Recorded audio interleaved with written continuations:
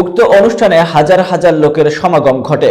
লালুসার দরবারের ভক্তবৃন্দ সহ এলাকার আশেপাশের শত শত লোকজন এ অনুষ্ঠানে সমবেত হন। বিস্তারিত দেখুন মাসুদ রানার তথ্যচিত্রে। উক্ত ওরস শরীফে সঙ্গীত পরিবেশন করেন শাহ আলম সরকার ও আবুল সরকার।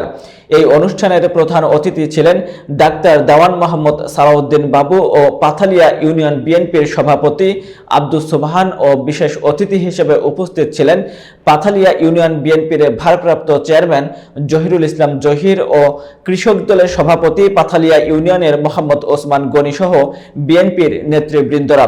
উক্ত অনুষ্ঠানে বক্তব্য রাখেন সাবেক এমপি ডাক্তার দেওয়ান সালাউদ্দিন বাবু ও পাথালিয়া ইউনিয়ন বিএনপির সভাপতি আব্দুস সুবহান সহ বিএনপির স্থানীয় নেতৃবৃন্দরা। আমাদের দায়িত্ব হলো আমাদের যখন দাওয়াত দেয় কোথাও আমন্ত্রণ করে যেখানে জনগণ থাকে ভোটাররা থাকে এখানে আমাদের দায়িত্ব হবে।